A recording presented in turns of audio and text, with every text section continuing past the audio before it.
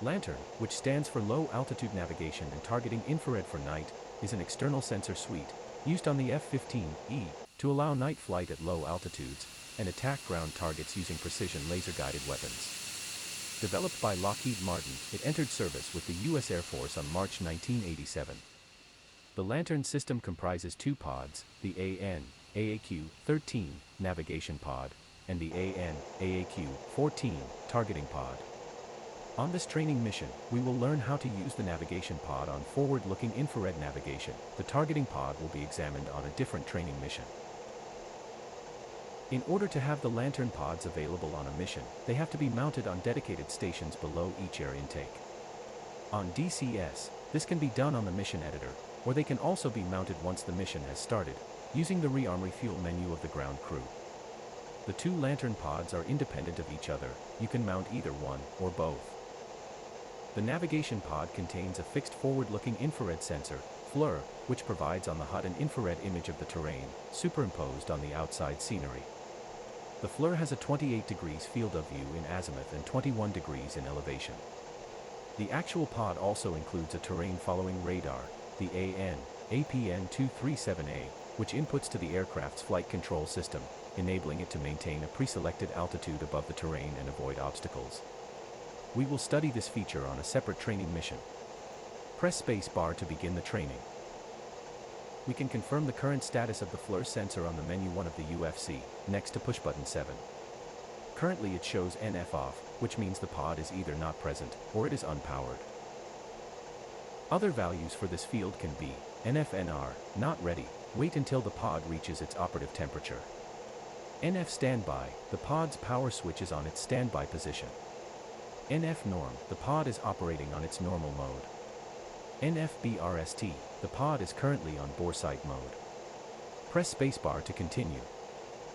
The LANTIRN pods requires a preparation time, so that the environmental unit inside the pod can adjust its sensors' temperatures to operating conditions, to enable the FLIR to differentiate between hot and cold. For this reason, it makes sense to power up the navigation pod as soon as possible. This is done with the NAV FLIR power switch on the sensors panel. Switch it to its standby center position to initiate the pod's environmental preparation. Good. Note that the status on the UFC has changed to NF standby. Press spacebar to continue. While the pod initializes, we can do a preliminary adjustment of the NAV FLIR video on the HUD control panel.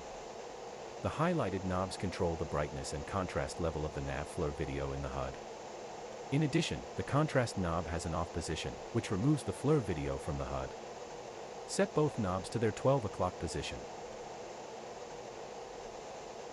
On the sensor panel, these knobs adjust the gain and level of the pod FLIR sensor itself, and thus they are not the same as the FLIR controls on the HUD panel. They can be used to adjust the infrared image when it is being displayed on a MPD or MPCD. Their initial value is mid-position, so it is not necessary to adjust them at this time. Press space while the pilot has primary control of the NAV FLIR and can visualize the infrared image superimposed on the HUD. The WIZO can have access to the FLIR video on any MPD or MPCD by selecting the HUD repeater page. Let's try this by pulling up the HUD repeater on the left MPCD. First, press its menu button. Now select the HUD page. Finally, to enable the NAV FLIR video on the MPD, select the NF function until its label is boxed. While the LANTIRN navigation pod continues its initialization, we will taxi towards the runway to do a short night training flight from North Las Vegas to Nellis. We have the radios preset as follows: Radio 1, Channel 2, North Las Vegas ATC. Radio 2, Channel 3, Nellis ATC. On the HOTAS, use mic switch forward to request clearance at North Las Vegas. The DCS communications menu should appear. Select F5, ATC, F1, North Las Vegas, F3, request startup. We had to request startup because unfortunately ATC does not detect that our aircraft was already with engines running. So, now continue with F1, request taxi to runway. After a few seconds, ATC should answer and clear us to a takeoff runway. Take note of the runway number. If there is other traffic on the taxiways, ATC might delay the answer until the taxiways are clear. Press spacebar once the controller gives you clearance. The runway that ATC cleared for us is runway 25. We are near the runway entrance. Check the taxi route shown on the figure. We are now ready to taxi. Release the holding brake. Increase throttle just enough to get the aircraft moving. Taxi forward, careful with the narrow gate, towards Street W.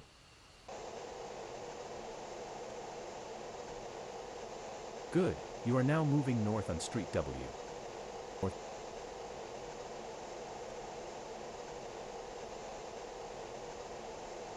On the next intersection, turn sharply to the right, onto Street A.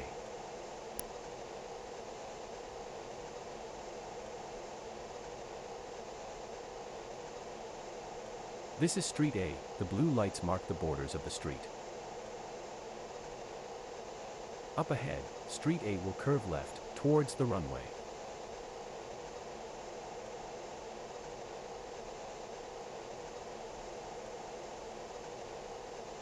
Stop just short of the designated runway. Good, here you can perform the before takeoff check. Once you have finished it, on the HOTAS use mic switch forward, to contact ATC to request permission to enter the runway. The DCS communications menu should appear. Select F1, request takeoff. After a few seconds, ATC should answer and give us clearance. Press spacebar once ATC has granted permission to enter the runway. You are cleared for takeoff when ready. Climb 300 at QSE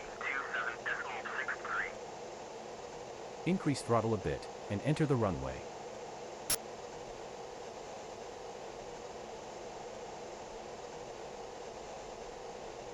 Align with the center line and stop the aircraft by applying and holding the toe brakes. Do not release the wheel brakes or the aircraft will creep forward.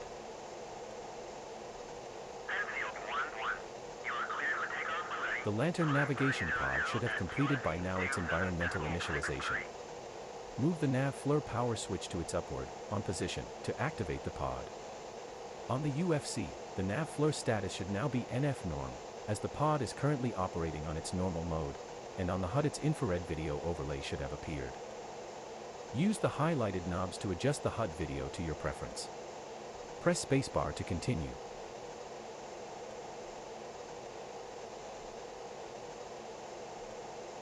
The left MPD should now also be showing the FLIR image. Employ the highlighted knobs to adjust the MPD video to your preference. Press spacebar to continue. We can configure the nav FLIR in more detail by pressing push button 7 on menu 1 of the UFC, next to the nav FLIR status, to open the UFC nav FLIR menu. Press it now. Good, this is the UFC nav FLIR menu. Let's review its different options. NF corresponds to the nav FLIR current status, exactly like it was shown on the UFC menu 1. Gray scale, not implemented yet. When selected, it should display a gray scale across the bottom of the HUD, to help when adjusting its contrast and brightness. Auto. Switches between manual and automatic adjustment of the gain and level settings of the nav FLIR pod. W hot, B hot. Switches between white hot and black hot polarity of the FLIR video. Look and turn. Not implemented yet. When selected, it should enable the look into turn function of the pod. This function makes the pod automatically position its line of sight 6 degrees into the direction of a turn, when the bank angle is greater than 33 degrees. BRST selects the bore sight mode of the pod, which is used to align the pod's infrared sensor with the nose of the aircraft. Press the adjacent push button to bring up the bore sight menu. An asterisk appears next to the BRST label to denote that we are now in bore sight mode. A bore sight procedure is necessary because the pilot's HUD is about 10 feet higher and 5 feet to the left of the pod's FLIR sensor, which provides a field of view lower than what the HUD provides to the pilot. And thus, the image superimposed upon the HUD requires a degree of alignment, so that it corresponds with the image of the outside world as seen by the pilot. The yaw and pitch fields allows you to displace the FLIR field of view horizontally and vertically. The roll adjustment is not implemented yet. It is possible to adjust these numbers using the scratch pad. They can have positive or negative values. For introducing negative, use SHF and then minus keypad buttons. For example, enter 6.1 onto the scratch pad. Good, now press push button 3 to enter it as a pitch adjustment. This will produce a reasonably good bore sighting. ELEC. Not yet implemented, it will allow bore sight adjustment using the target designation control on the HOTAS. You can return now to normal mode by pressing push button 10. Employing the LANTIRN FLIR image on the HUD, we will now do a short flight at low altitude on night conditions. However, just the infrared image on the HUD is not enough for safe night flight, so we will enable 2 more systems of the F-15E, the Combined Altitude Radar Altimeter, CARA, and the Low Altitude Warning, LAW. Press spacebar to continue. When LAW is enabled, audio and visual warnings are activated when the aircraft descends below the predefined LAW minimum altitude. The warnings stop when either the aircraft climbs 20 feet above the selected LAW altitude, or the LAW altitude setting is reduced to under the current radar altitude, or if LAW is disabled on the UFC. The low altitude voice warning repeats twice whenever the aircraft descends below the LAW set altitude, and resets once you climb higher than the set altitude. A red low altitude warning light, labeled Low Alt, is located on the upper instrument panel in both cockpits. The Low Alt light comes on when flying under the LAW altitude, and remains on until you are over the set altitude. Press spacebar to continue. The UFC is used to set the LAW altitude, to enable the LAW function, and to select CARA altitude for display on the HUD and ADI. The present LAW altitude, in feet, is displayed next to push button 1 on UFC menu 1. Remember that you can press the menu button of the UFC to return to menu 1 if needed. To set a different LAW altitude, enter the desired altitude in the UFC scratchpad using the UFC keyboard. For example, enter 900. Next, click the push button adjacent to the LAW readout to change the LAW altitude to the value in the scratchpad. Alternately pressing the PB1 push button with the scratchpad empty enables and disables the LAW function. When it's disabled, the UFC reads LAW off. When enabled, it shows the current LAW altitude limit. To get the HUD to display the CARA altitude, first go into the UFC Data 1 menu by pressing the Data push button. Pressing push button 9 on UFC Data 1 will display the CARA altitude on the HUD and also on the ADI page, in addition to barometric altitude. Good, the CARA altitude, prefixed with a letter R, should be displayed below the barometric altitude, on both the HUD and the ADI page. Press spacebar to continue.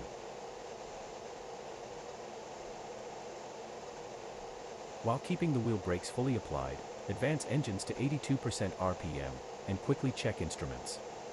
If everything is normal, release brakes and advance throttles to full military power. Do not go into the afterburner range.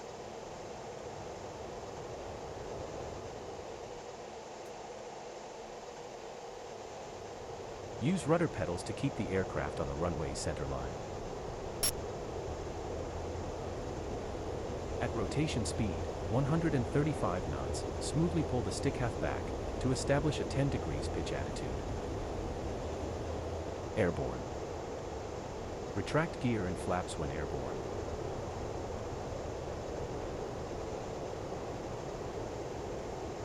Apply nose down trim to compensate for the takeoff trim nose up attitude. This will be a low altitude flight. Strive to keep an altitude between 10 to 1500 feet and a speed of 400 to 450 knots.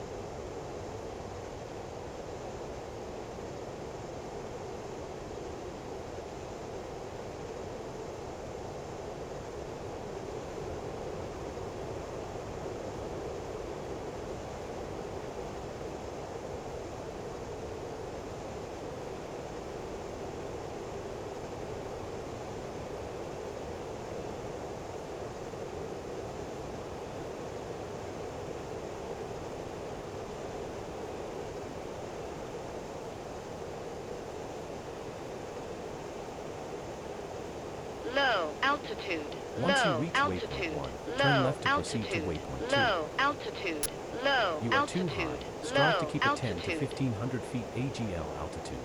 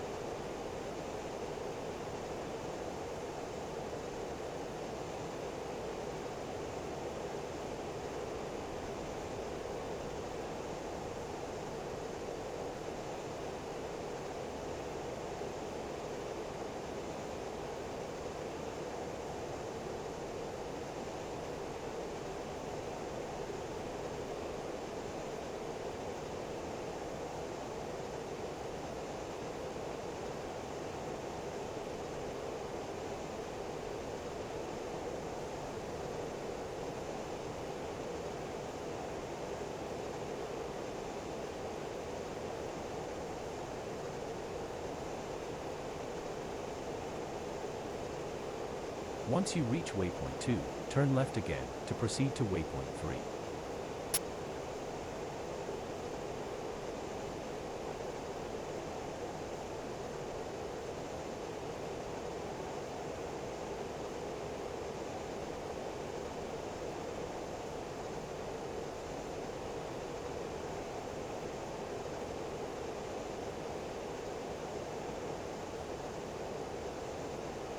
Low altitude, low altitude.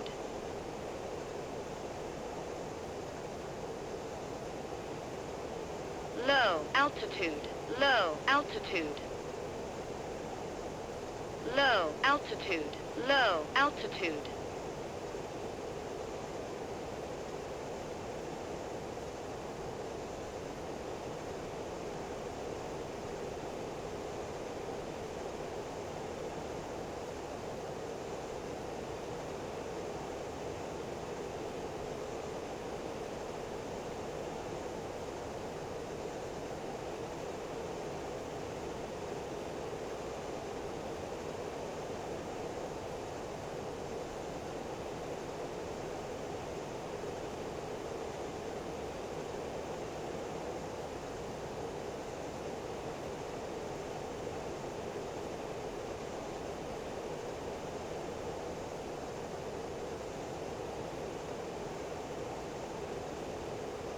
Low altitude, low altitude, low altitude, low altitude.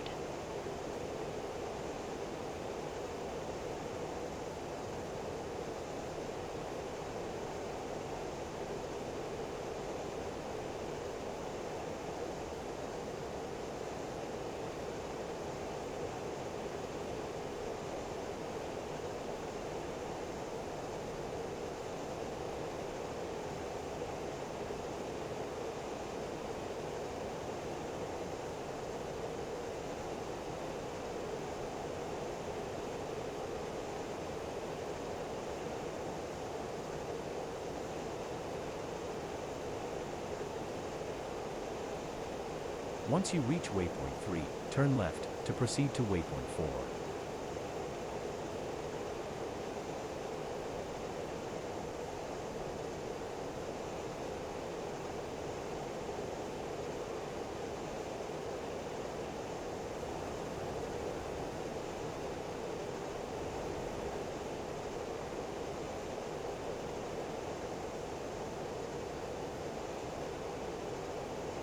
Low altitude, low altitude.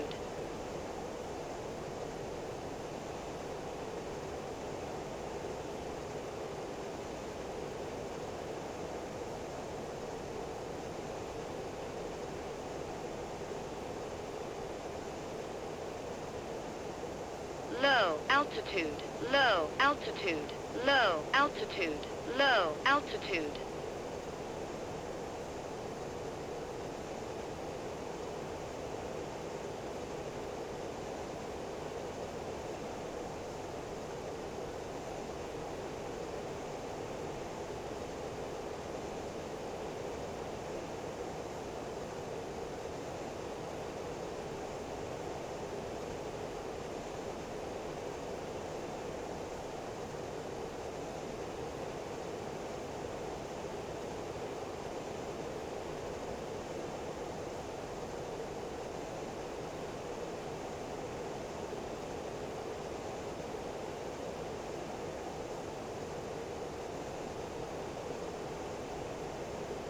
Low altitude, low altitude, low altitude, low altitude.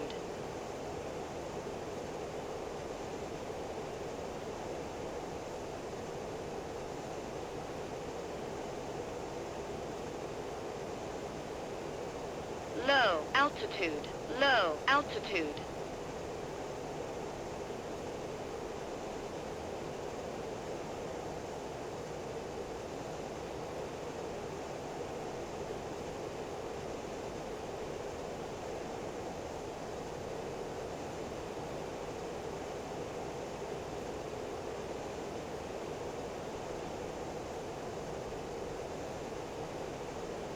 Low altitude, low altitude.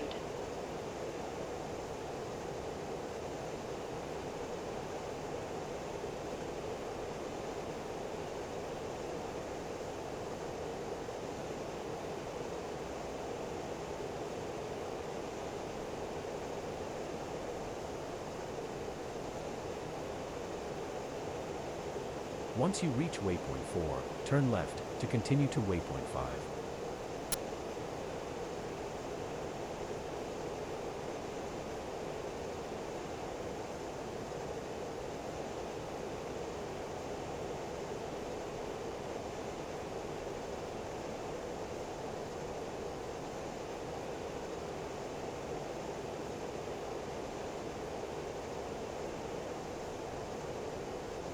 Low altitude, low altitude.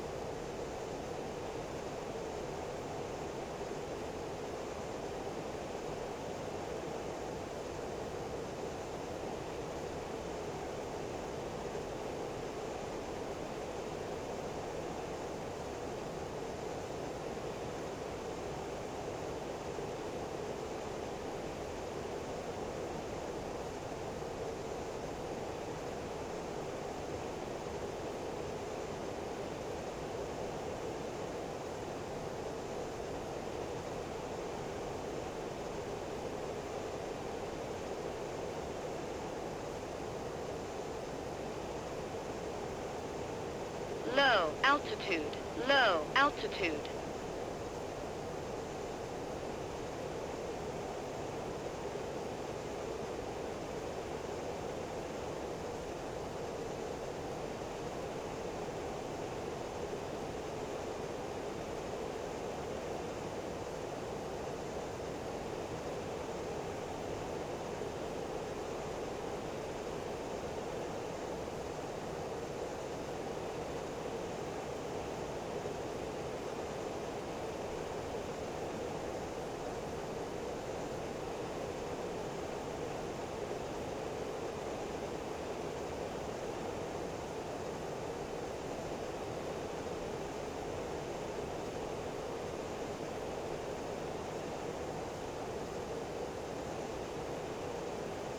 Once you reach waypoint 5, turn left to head towards waypoint 6, where our destination airbase, Nellis, is located.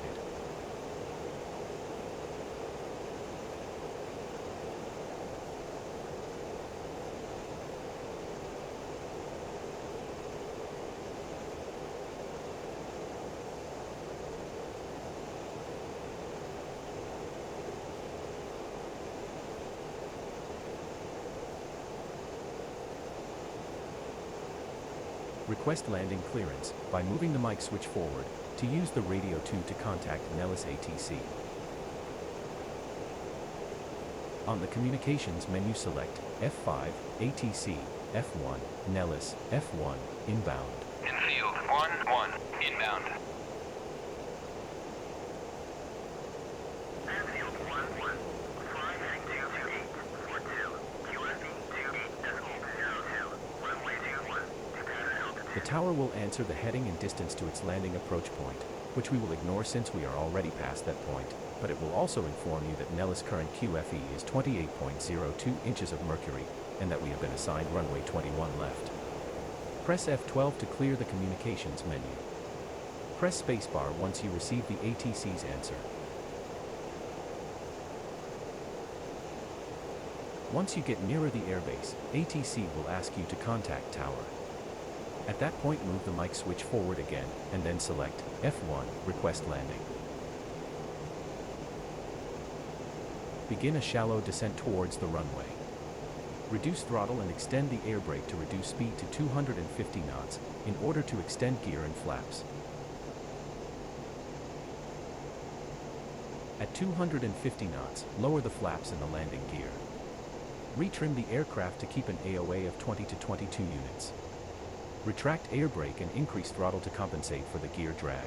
Low altitude. Set the landing low light switch altitude. to its landing position, full forward. Use trim to place the flight path marker over the first quarter of the runway, while using throttle to control its position. A throttle increase will raise the FPM, while a throttle reduction will lower it.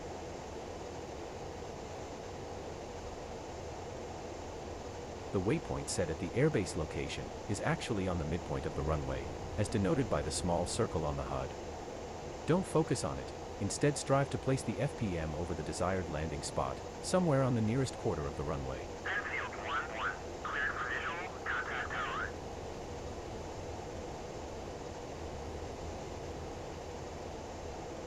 Infield 1-1, request landing.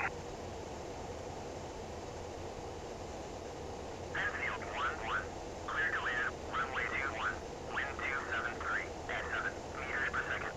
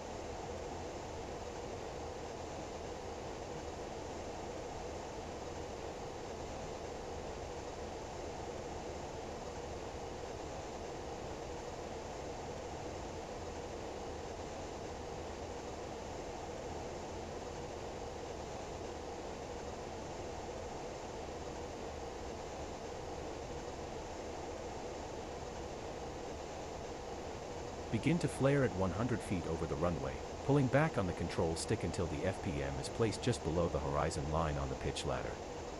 Reduce throttle to let the aircraft touch down.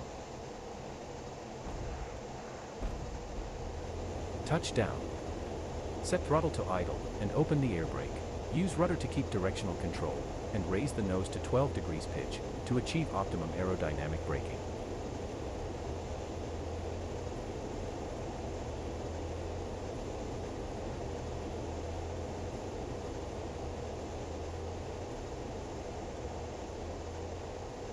Leave the runway by turning to the left at the first available exit.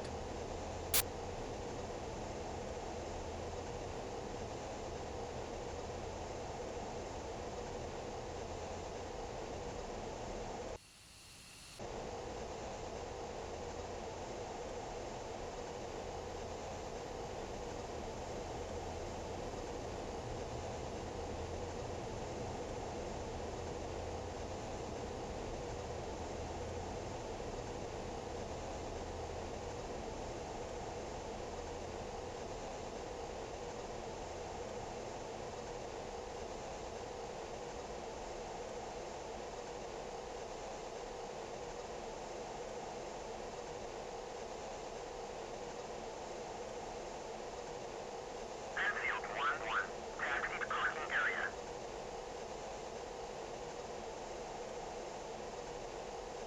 This is Street A. Proceed forward, towards the ramp. You can park at any spot of your choosing. Perform the following steps after leaving the runway. Retract the speed brake.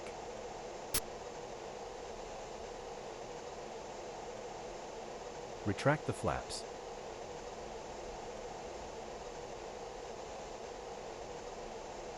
Switch from landing to taxi light. Set the terrain following radar to off.